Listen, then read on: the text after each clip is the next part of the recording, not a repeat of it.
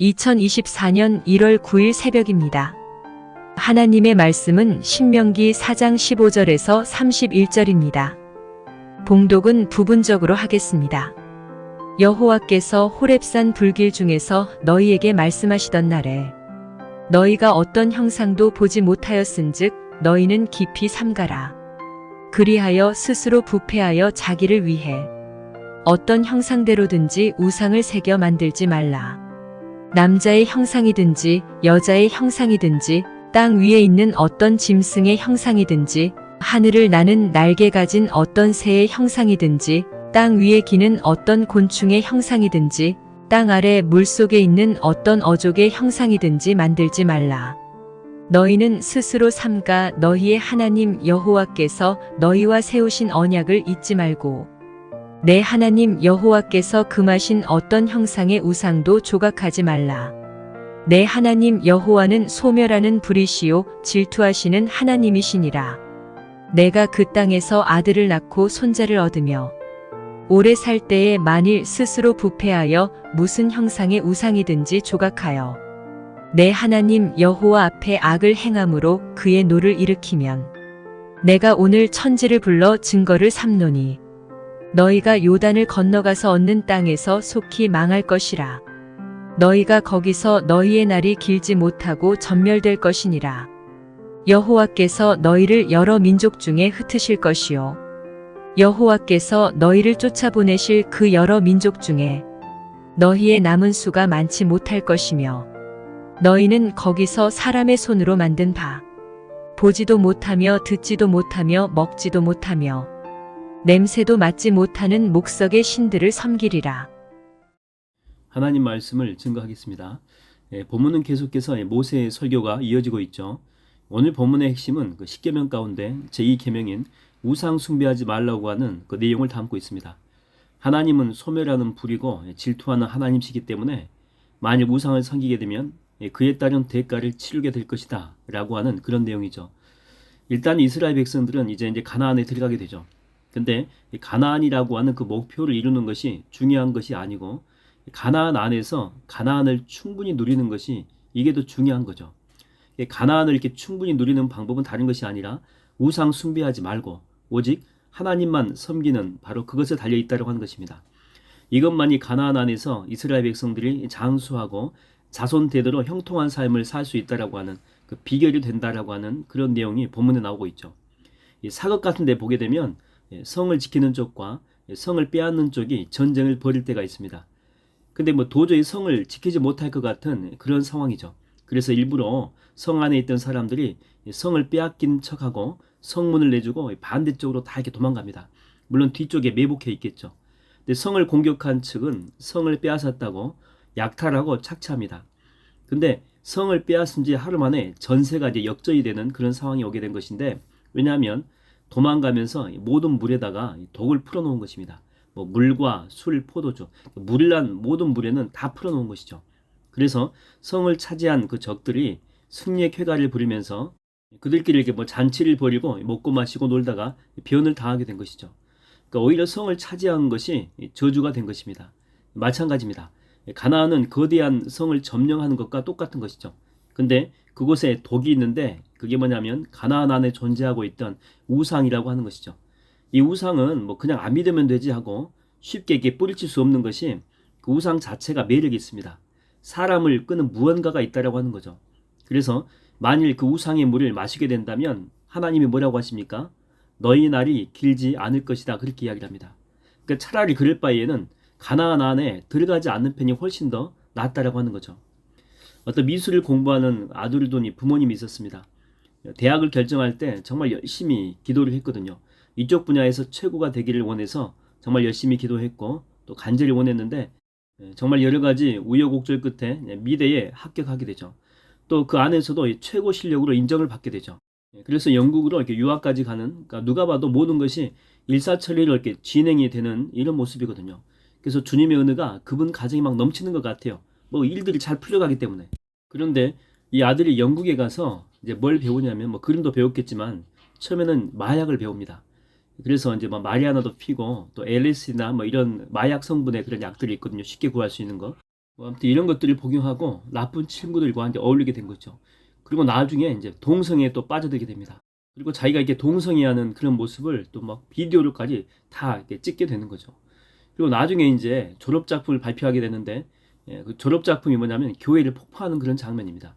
왜냐하면 동성애를 가장 강력하게 반대하는 단체잖아요. 그래서 이렇게 모든 것이 잘 풀린다고 좋다고, 우리 가정에 은혜가 넘친다라고 그렇게 좋아했는데, 나중에는 이렇게 보니까 그게 복이 아니라 결국에는 그게 화가 되었다라고 하는 것입니다. 그래서 성경은 뭐라고 이야기하냐면, 그런즉 선줄로 생각하는 자는 넘어질까 조심하라, 그렇게 이야기하고 있죠. 모든 것이 여러분 순적하게 잘 풀린다라고 교만하지 마십시오. 오히려 잘 풀리는 바로 그것 때문에 우리의 기도 생활이 느슨해진다면, 또 우리의 성품에 교만기가 들어오게 된다면 그것은 복이 아니라 저주가 될 수 있기 때문에 그렇습니다. 저는 다윗의 이렇게 모습을 보게 되면, 그도 물론 잘못을 많이 한 죄인이지만, 그래서 삶의 우여곡절이 정말 많이 있긴 했지만은 그래도 마지막까지 하나님의 은혜 속에 거했다라고 그렇게 우리가 생각할 수 있죠. 근데 그렇게 거한 이유는 뭐냐면, 그 침상의 그 회개 기도를 통해서 우리가 알 수 있지 않습니까? 그 자신의 죄가 이렇게 발각되었을 때 그는 자신이 가진 그 왕권으로 그 측근들, 또 자기한테 죄가 있다라고 이야기했던 그런 선지자 있거든요. 나단 선지자. 이 모든 사람들 다 죽여버릴 수 있어요. 소리 소문 없이 전부 다 제거할 수가 있습니다. 그리고 그냥 모른 척하고 넘어갈 수가 있거든요. 근데 그는 자기 죄악이 드러났을 때 철저하게 회개합니다. 금식하면서 이 침상의 눈물로 적서질 때까지 회개하는 그런 모습을 우리가 볼 수 있죠. 그러니까 다윗은 절대 권력을 지닌 왕이라고 하는 그 타이틀을 얻기는 얻었잖아요. 근데 그가 잊지 않았던 게 뭐냐면, 자기 위에 하나님이 계시다는 그 사실을 잊지 않았습니다. 자기가 왕이 아니라 하나님이 왕이라고 하는 그 사실을 가슴 깊이 깨닫고 있었던 거죠. 자기의 힘과 능력이 자기 자신을 이 자리까지 오게 한 것이 아무것도 없다는 거죠. 오직 하나님의 은혜라는 그 사실을 잊지 않고 있었다고 하는 것입니다. 여러분, 이 사도 바울의 고백이 생각나지 않습니까? 나의 나 된 것은 오로지 주의 은혜라. 나의 공로로 된 것이 아무것도 없다라고 하는 거죠. 여러분, 우리한테 가나안이라고 하는 것은 너무나도 참 중요합니다. 반드시 우리가 인생을 살면서 얻고 싶은 이 무엇인가, 그게 다 가나안 아니겠습니까? 그 가나안이 학생들한테는 뭐 대학이 될 수도 있고, 또 뭐 직장인들한테는 승진이 될 수도 있고, 또 사업하는 분들에게는 어떤 물질이 될 수도 있고, 또 뭐 정치를 준비하는 분이 있다면은 공천받고 또 선거에 나가서 당선되는 것일 수도 있죠. 또 뭐 젊은 청년들한테는 결혼이 될 수도 있고, 또 직장이 될 수도 있겠죠. 근데 주님은 가나안으로 앞둔 이스라엘 백성들에게 바로 이제 우리들한테 하시는 말씀과 똑같겠죠. 뭐라고 이야기하십니까? 그게 중요한 게 아니다, 그렇게 이야기합니다. 지금도 여호와만을 섬기지만 그 가나안에 들어가고 나서, 가나안을 얻고 나서도 여전히 하나님을 섬기고 겸손하게 행하는 그 모습이 훨씬 더 중요하다라고 하는 거예요. 그래야지만이 내가 형통하고 자녀들도 복받고 대대손손 하나님의 은혜가 흘러갈 수 있다라고 하는 거예요. 그러니까 다시 말하면 가나안이 저주가 아니라 축복이 될 수 있다라고 하는 것입니다. 저는 여러분이 정말 반드시 가나안을 얻게 되기를 바랍니다. 근데 그 가나안이 정말 축복의 땅이 되고 정말 축복의 은혜가 되기 위해서는, 가나안을 위해서 기도할 때 그때 그 겸손한 마음을, 우리가 가나안을 얻고 나서도 여전히 하나님에 대한 그 겸손함을 끝까지 유지하는 그런 모습이 있을 때 그게 가능할 수 있다라고 하는 것이죠. 여러분, 우리의 소망은 가나안일 수 있어요. 근데 하나님이 우리한테 원하시는 것은 가나안이 아니죠. 가나안은 얼마든지 하나님 우리한테 줄 수가 있는 것입니다. 하나님이 우리에게 원하시는 것은 항상 일관되게 그 초심의 마음으로 하나님을 사랑하는 것입니다. 주만 사랑하는 것. 나의 마음속에 온전히 주님만 모셔놓고 나의 정성을 다하여 주님만을 섬기리. 기쁘나 슬프나 오직 한마음 주 위에 한평생 주만 모시고 찬송하며 살리라. 주는 나의 큰 능력, 주는 나의 큰 소망, 내가 항상 영원히 주님만을 섬기리. 우리가 온전히 하나님만을 섬기고 그분을 사랑할 때, 여러분, 하나님은 우리에게 주실 가나안들이 정말 많이 있습니다. 그 모든 것들을 아낌없이 우리에게 공급해 준다고 하는 것입니다. 저는 오늘도 여러분들 하나님을 사랑함을 통해서 주님이 덤으로 주시는 그 가나안의 은혜를 다 받는 축복의 하루가 되기를 주의 이름으로 축원드립니다. 기도하겠습니다. 하나님 아버지, 저희가 꿈꾸는 것은 가나안일지라도 그러나 하나님께서 우리에게 원하시는 것은 주님을 사랑하는 것입니다. 마지막까지 겸손하게 십자가를 붙들고 예수와 함께 정말 주께서 원하시는 그 삶을 위해서 믿음으로 십자가 지며 주님 따라 걷는 바로 그 길을 걸어가는 것입니다. 하나님, 우리가 너무 가나안에 심취되어 있지 않게 하여 주시옵시고 가나안 때문에 오히려 저주받는 그런 인생으로 끝나지 않게 하여 주시옵시고 하나님만을 잘 섬기고 믿음 안에 거하여 가나안은 덤으로 주시는 축복인데 이것까지 덤으로 누리는 그런 형통의 삶을 살아낼 수 있도록 은혜 가운데 함께하여 주시옵소서. 오늘 하루도 주님 앞에 온전히 맡겨드립니다. 예수님의 이름으로 축복하며 기도하옵나이다. 아멘.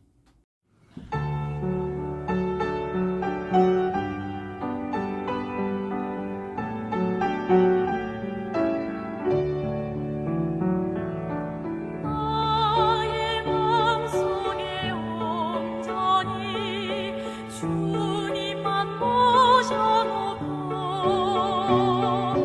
나의 정성을 다하여 주를 섬기리.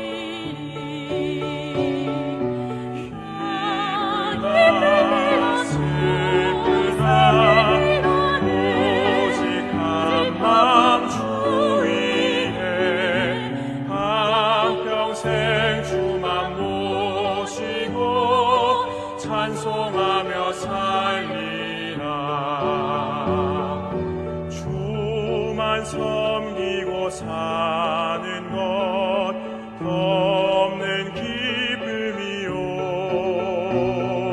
주가 내 안에 계셔서 동거함이라. 기쁘나 슬프나 오직 한 마음 주 위에 한평생 주만 모시고 찬송하며 살